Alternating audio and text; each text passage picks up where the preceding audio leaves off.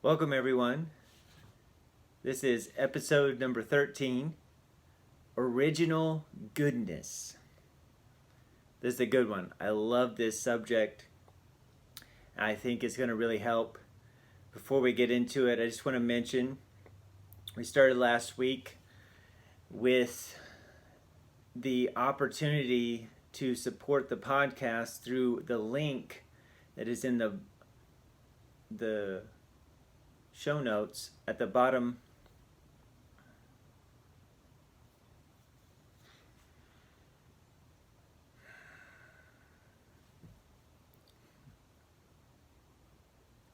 Welcome, everyone. This is episode 13, Original Goodness.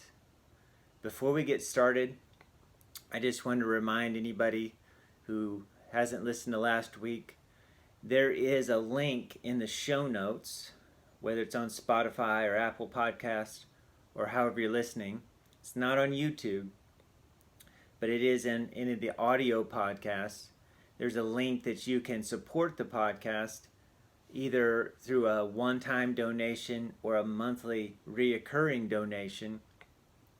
And I just want to let you know that that's available to dedicate the kind of time that we need to research and pray and record and edit these. It's a significant amount of time. So if you want to invest in that, there's no pressure. I just want to let you know it's there. The podcast is free. It always will be free.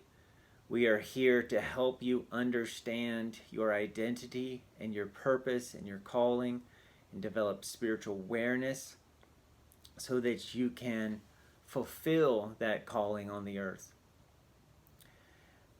All right. Original goodness. We're going all the way back to the beginning in Genesis chapter 1. And I love this title, Original Goodness. I actually heard it from somebody else. I can't remember who it was, but it goes directly contradictory to the phrase original sin. Of course, I'm not arguing with the concept of original sin. We are talking about original goodness was before original sin. And we'll get to why that matters in just a second. But in Genesis chapter 1, we see that God created the heavens and the earth. And after each thing he created, first it was light, and then he actually gathered the waters together and made the dry land appear. And then it was plants and animals and fish and birds and humans.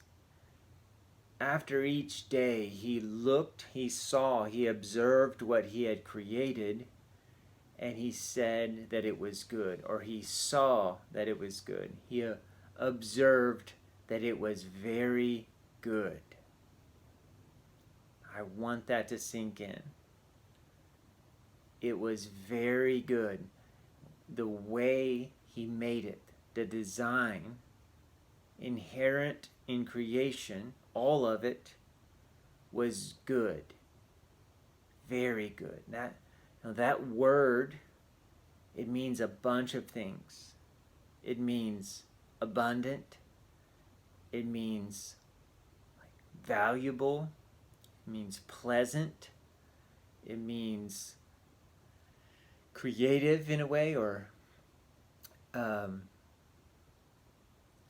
life-giving. It is the way God designed things to replenish themselves, to all work in unison, to function correctly, to be whole and healthy and interconnected. All these kind of things, these words that we would associate with healing and wholeness and salvation and the things that we sometimes reserve for heaven, a state of, let's say, perfection in eternity, was all there at the beginning. There was peace. There were no problems at all. There were no sickness. There's no war, no lack. There's joy and love and this interconnected wholeness where every part of creation worked with every other part in perfect harmony. Now that is not heaven, that is the earth when God created it. What I want you to see today is that design, that original design is still in there. It's still built into the system. It's still built into the way God made you and me and everyone and the planet. It's still there. Before we get too deep into design, let's talk about original sin. Now, Adam and Eve walked with God. They talked with God. They fellowshiped with Him. They felt no fear. They didn't try to control their own lives. They had this harmony and fellowship with God and all of creation. They took responsibility without taking control. All the things that we've been talking about, they operated with humility and love and peace and joy and righteousness and creativity and abundance. And the earth actually was in relationship with them and met them and offered no resistance. And when they believed the enemy, when the enemy said, "Can you really trust God?" and Eve and then later Adam said, I don't know if I can trust God. What happened was not a break in the design of God. This sin is not a brokenness, it's a disconnection. I really want you to see this. It is a branch being cut off from a vine. There's nothing wrong with the vine. There's nothing wrong with the branch. They're just not connected to each other anymore. That's what sin is. That's what sin does. There is no brokenness in the branch or in the vine or in the design. There is a disconnection. The brokenness is just the branch broke off from the vine or cut off from the vine. Now, there's more than just us cut off from God, even though that is the main thing.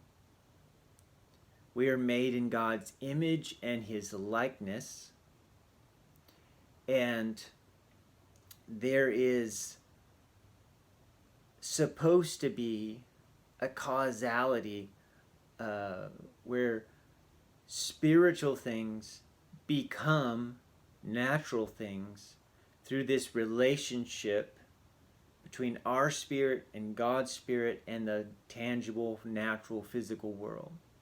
That we're supposed to fellowship with Him, take the revelation and grace that He gives us and manifest it or turn it into things, turn it into relationships and creativity and businesses and projects turn it into responsibilities and beneficial acts of kindness, beneficial acts of leadership, all of these things where we work together for the common good.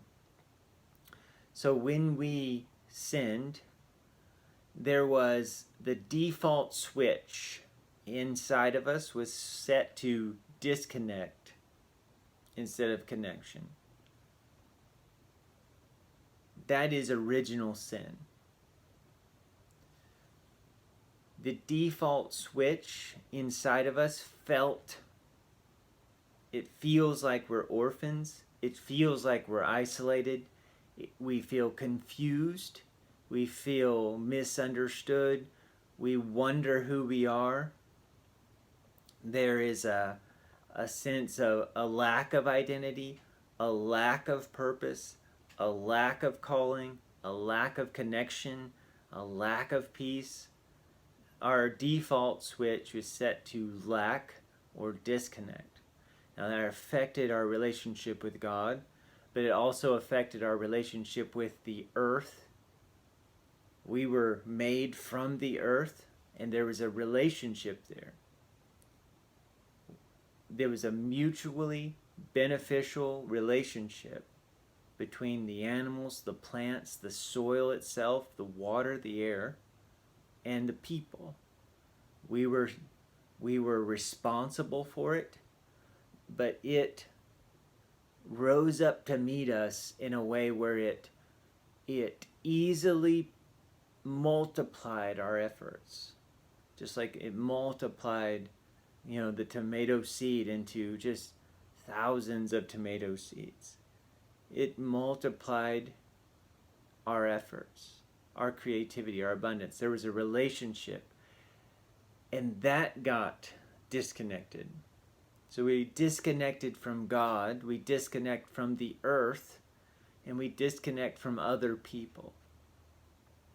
Now that original setting of connection that Adam and Eve had, we call that love. God is love. He is the connection between all things. He is the energy and the information that binds all things together. He is the causality, the origination of all things. He is the purpose of all things. He is the sustainer of all things. He is that connection. When we love, we feel our connection to God. We feel our connection to the earth. And we feel our connection to each other in such a way that what is best for me is also best for the earth, is also good for society, and it's good for God himself. It honors him. It glorifies him. That is love, that feeling of connection, so that when we do right, or we apply God's righteousness, when we manifest his righteousness, or heaven comes to earth, or however you want to say it, that everybody wins. There is not a I don't have to take from another person in order to get, because I am creative and abundant. I can produce something that add value to the world. That's the original setting, and the sin is not a flaw in the design. It is a disconnection. When a child gets separated from his parent, there is not a flaw in the family. There's not a brokenness in the parent or the child. There is a disconnection. If that child's 3 years old and it can't it doesn't have the maturity to function on its own. It will suffer because of the disconnection. The restoration of that child is not fixing something broken in the child. It is reconnecting the child to the parent. And I want you to see how original sin is not a flaw in the earth or in your human body or in the plants and animals or in God or in the plan or in the design. There's no flaw. Original sin is that your default setting is ego or disconnected or unconscious. All of those meaning the same exact thing. That now, through the plan of God, you get to choose to connect. You're not automatically connected at birth. You get to choose to connect to God through Jesus, and it restores your relationship to the Father, to the earth, and to others, and brings harmony and peace and joy, and you live in the present moment with eternal life, or life that reproduces itself continually. An abundant state of life that is working according to the design and reproducing itself continually. Death is not a flaw in the design. It's a disconnect from it.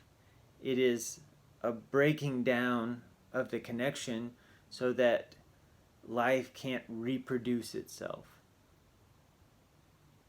I hope this makes sense, because this is critical. To actually living life the way it was meant to live, it requires a certain humility, which my definition of humility is a little different than some others, but I just call it accepting the way things are. I love this definition of humility. It's accepting the way things are. Now that is accepting all circumstances just as they are, because I can't change circumstances. I can only change myself. Now it doesn't mean I have to agree with all circumstances and think everybody's doing right. I have to accept them, and then I can only change the world on my turn or in my response. We've used this analogy before, but tennis is a great analogy, where when life is hitting the ball to me, I accept everything. When I am hitting the ball back to life, that's where I make changes. But humility is more than just accepting the circumstances. It is accepting other people. It is accepting your past. It is accepting the way you are, your makeup, your personality, your time in history, your parents, your origin, all of that. But what I'm going to talk about today is accepting God's design. Accepting God's design. The deeper I go into this, the more fascinated and amazed I am to discover that there is a design for everything. And when you tap into that design, when you do things the way they were designed to work, there is a very little effort or discipline or energy that needs to be expended. Because you're not fighting the way things are, you're not fighting the system, you're not fighting the design, you're cooperating with it. You're cooperating with it. And this is life-changing. Because we live in the modern world, in an industrial society, a post-industrial society, with capitalism and democracy and the Enlightenment ideals and industrialized agriculture and industrialized education systems and factories and a bunch of stuff that I'm not calling good or bad, but it's been around long enough that my generation and my kids' generation grew up in it so that it feels like the water. I love this analogy. If you're a fish and you were born in the water and you swim in the water your whole life, your subconscious programming so gets used to the water that you don't know you're in water because you have nothing else to compare it to. If you got pulled out of the water into the air or sat on the dry land, you would go, oh, this is different. The diversity of the change would awaken your consciousness to the water when you go back into it. But if you never leave the water, you don't know you're in the water.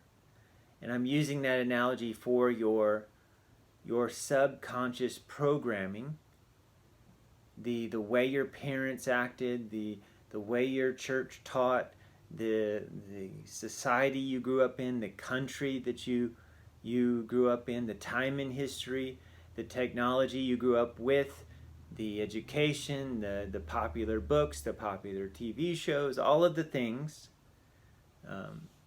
The one that is really standing out to me in this last year is our agricultural system. And we're so used to the way we eat, it is water to us. When we try to get healthy, if you're watching the video, I'm using air quotes, get healthy, what we think of is discipline, and we think of losing weight as really hard work. We think of eating right as being extremely disciplined, because every grocery store is just jammed with processed foods.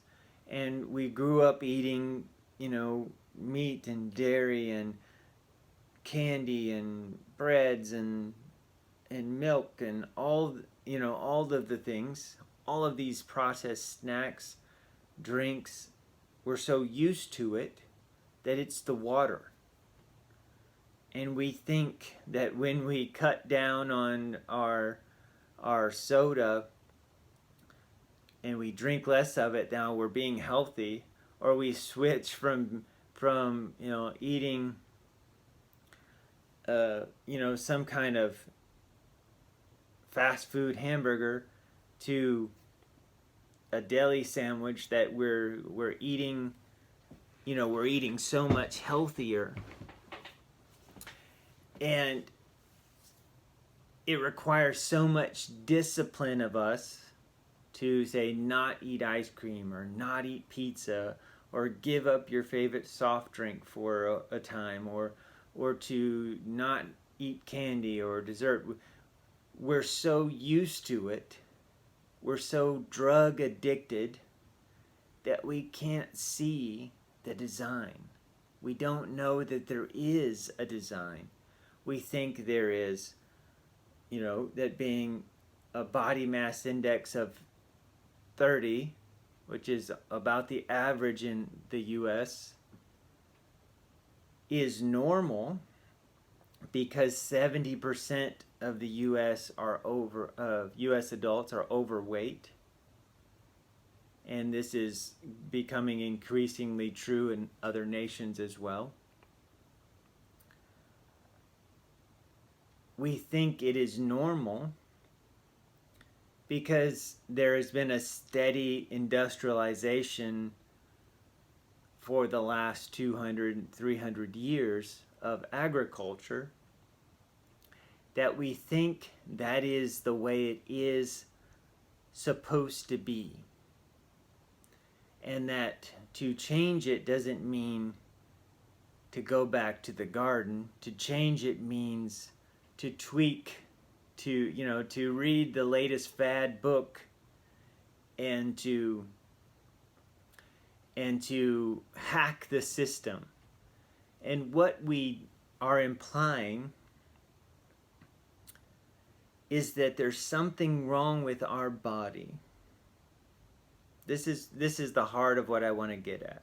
And this is not a health podcast. I'm just using this as an example because there's a design for everything. But we think there's something wrong with my body that needs to be hacked. It needs to be disciplined. It needs to be tamed. It needs to be restrained. It needs accountability in order to force it to do good, because I'm hardwired to do bad. And what I'm saying is that isn't true at all. It isn't true at all. Your body is perfectly designed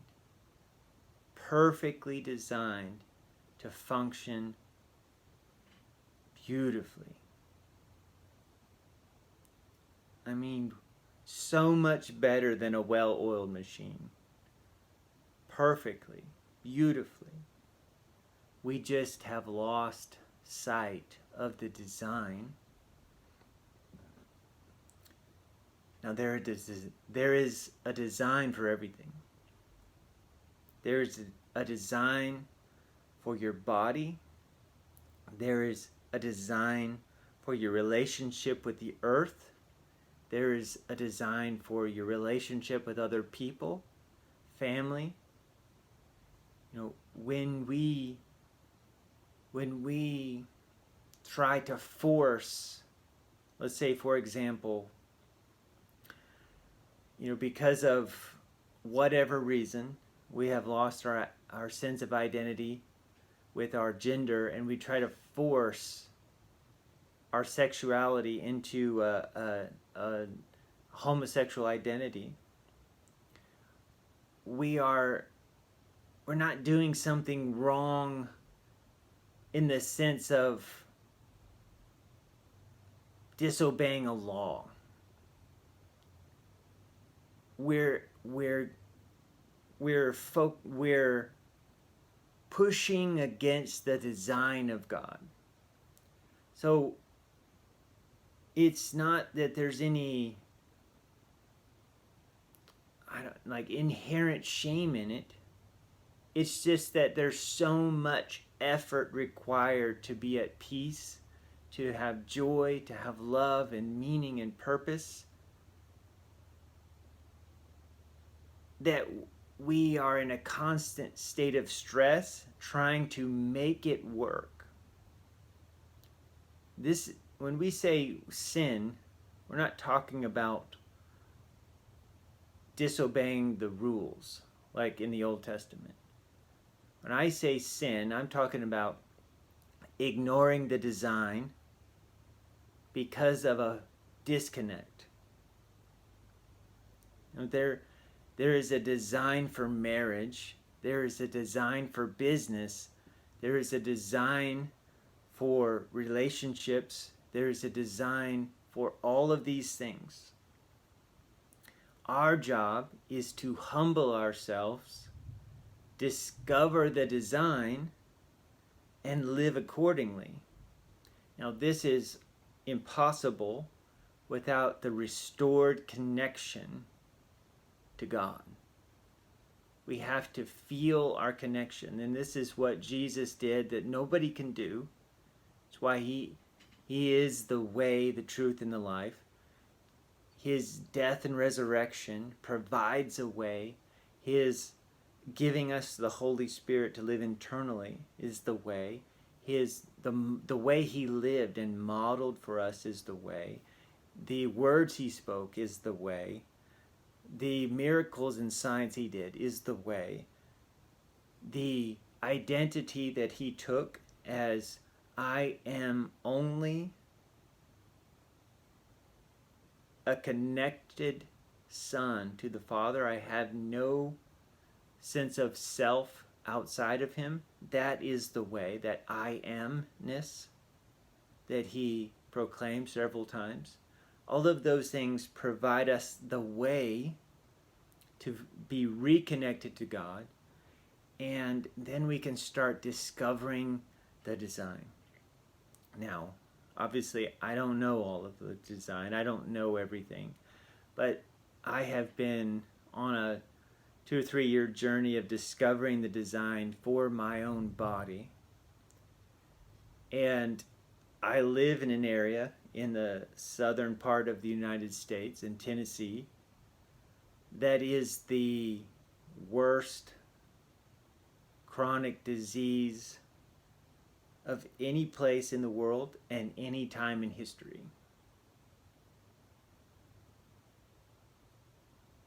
Now that sounds overstated, but it's not. 40% of children are obese. Like over 75% of adults are overweight. You know, there is just high blood pressure, cancer, diabetes, heart disease, just obesity, so much so that the water, the normal, the stuff we're all swimming in, the society that we're all living in, is so different than the design that when you talk about the design, everybody thinks you're insane. Because it's so different. There is almost nothing in common with the way all of my friends eat than the verse in Genesis 1 that tells us what our food was by design. Now, I accidentally discovered this, or I think God led me to it, but I wasn't actively trying to find the design. I kind of stumbled into it a little bit at a time. But my friends, I had somebody I've known for 15, 20 years, and they said last week, you know, my wife and I say that you're the most disciplined person that we've ever met. And I literally don't know how to respond to that, because I don't put any effort into discipline. None.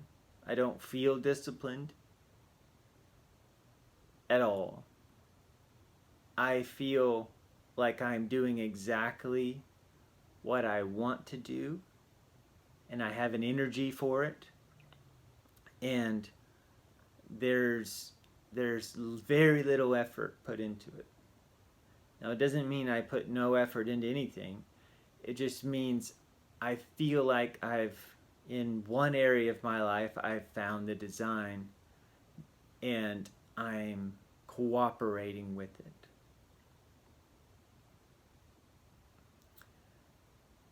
What I want to challenge you to do is to question the water. Now, this is really hard. It's hard to even know that you're in the water. And again, when I say water, I mean the culture you're immersed in from birth. There's really only one way to question it, and that's diversity. It's getting out of the water so that you could see the water objectively from the outside, which means you're going to have to go to places that are very different than where you're at. You're going to have to listen to teachers and preachers and leaders who think very differently than the ones you're used to. You're going to have to try new things, read different books, listen to podcasts that are different, that maybe challenge you or irritate you. You're going to have to travel. You're going to have to purposely allow other people to challenge your beliefs. This is not easy. It's not easy. But this is what humility is. It's accepting the design, accepting that there is a design, and that if I need discipline in my life, there's something wrong. Now, I'm not saying discipline is wrong. I'm saying if there's an area in your life where you continually require discipline for it to work, meaning you have to put a lot of effort into doing the right thing you think is the right thing in order to get the results you want, and if you stop putting tremendous amount of effort, you fall back into some kind of inferior results. I want you to look at that area and question the water, question the culture you're immersed in. Because I believe, and just mostly from personal experience, that every time I have faced tremendous resistance, or I've had to apply tremendous effort and it never fully worked, that it wasn't something wrong with me or something wrong with the world. It's that I was pushing against the design instead of cooperating with it. I'll just give you a few examples. Like if you start a business, and I'm not a business expert, I didn't grow up in a business family. I'm just learning. I'm still at the very beginning of this. But I've read and listened and noticed enough from my own experience that if you allow the marketplace to tell you what they want, and then you sell them what they want, the business is relatively simple. That if you just provide a way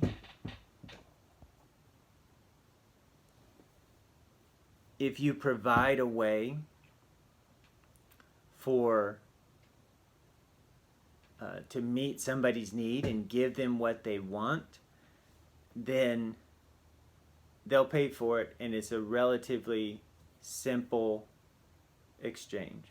There's effort, but there's no beating your head against the wall. There's no pulling your hair out. There's no so much resistance that it doesn't work. Now, I'm not saying there's no challenges in life, but most of those challenges are where we're challenging our current set of beliefs and ideas. We're challenging the water. We're getting out of the immersed culture that we're used to, and it feels very challenging because it feels very uncomfortable because it's so foreign, so different. And that does feel challenging, and it is challenging. But if you in business sell people what they want to buy, then they buy it. Now there is a lot of research and effort into finding out what people want and to creating a great product and to learning all the skills. I'm not saying there's no effort. I'm saying when you tap into the design, it works. You know, I use the analogy all the time about growing tomatoes in the shade. The design of the tomato loves full sun. Now it needs water, it needs good soil, it needs other things, but it likes warm sunshine most of the day. That's where it produces the most tomatoes. Now you can grow tomatoes in the shade, but they won't produce any tomatoes. They'll just be a small little nicely green plant. And there's nothing wrong with that. They're not broken. They're just out of alignment. The same way you can lose weight on any fad diet with enough discipline. But the amount of energy and effort and discipline required is enormous. I'm saying there is a way to do things that when you do marriage according to design, sure there's still challenges, but there isn't a tremendous amount of discipline and effort just to keep your head above water. There is a symbiotic exchange of life-giving resources. You know, think of it like Adam and the soil. He was responsible to watch over and tend the garden, but the garden helped him. There was no divide.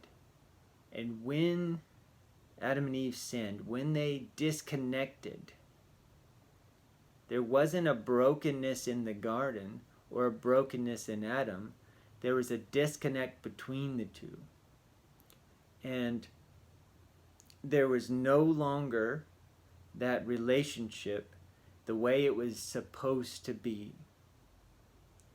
This is how our bodies, it's for me the most obvious in the way our bodies are designed.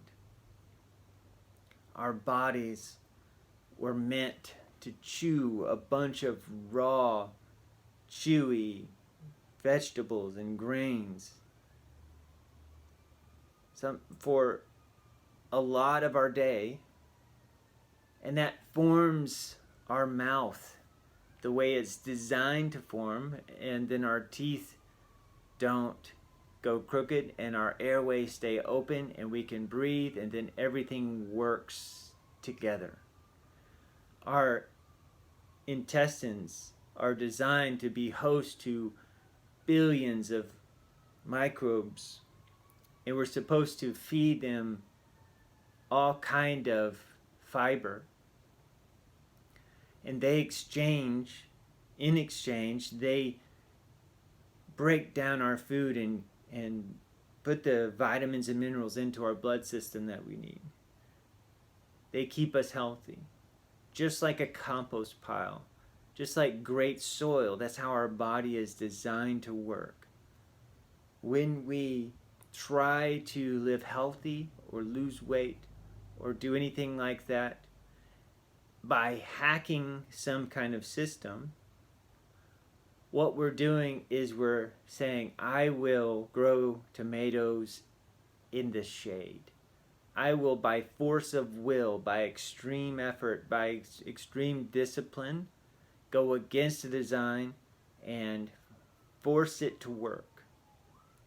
And what you're saying when you do that is, I am going to go through a peak and a valley of tremendous effort and disappointment my entire life.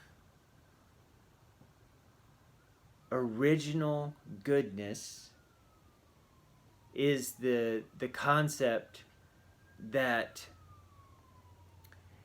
there is a way things work that is not up to us.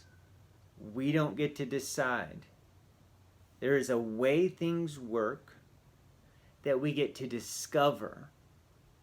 There's a way relationships work. There's a way our body works. There's a way business works. There's a way planting and growing things works. There is a way fitness works. There's a way relationships and church and all of the things, health and money, they all have a design. And if we will humble ourselves and discover them, that original goodness is still there. It's still intact. There's nothing broken about the world, and there's nothing broken about us as people. There is a disconnect. There is a disconnect. When we humble ourselves and we align ourselves with the design, it may take some time to discover it. It may take some trial and error and some research. But when we discover it, with the help of the Holy Spirit, He's very willing and able to help us, that up and down wave of, trying really hard and then crashing down and burning and trying really hard and crashing down, that goes away. That tremendous energy and effort and discipline to try to make something work outside of the design, it goes away, and there is the connection is restored, where you and other people and God and the earth itself are working together. There's a feeling of connection. There's actual mutual benefit. I want you to just contemplate this. Think about the areas of your life. Think about ministry, about money, about health, about food, about exercise, about relationships, marriage, parenting. These were all God's ideas. Think about the environment. Think about gardening. Think about business, church, and government. There is a design for government, for leadership, that is not manipulative. It's not ego-driven. It's mutually beneficial to everyone involved. Our job is to discover that design, to believe in the original goodness, to let the Holy Spirit show us how things are made, how things are the purpose, and to align ourselves with them.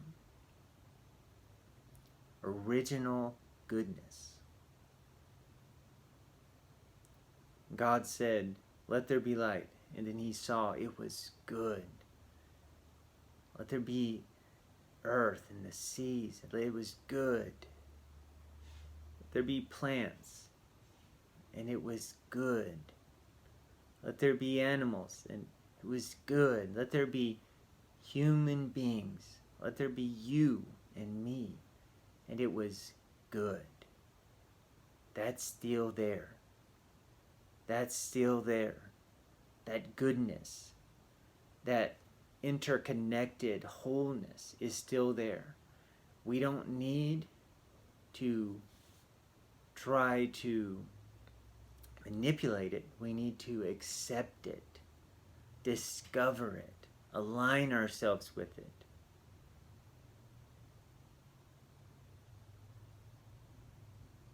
That is the purpose of your life.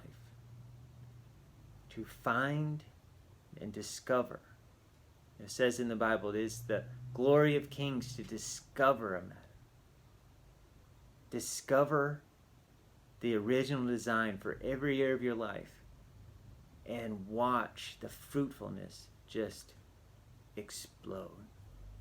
All right, guys. God bless you guys. You have a great day.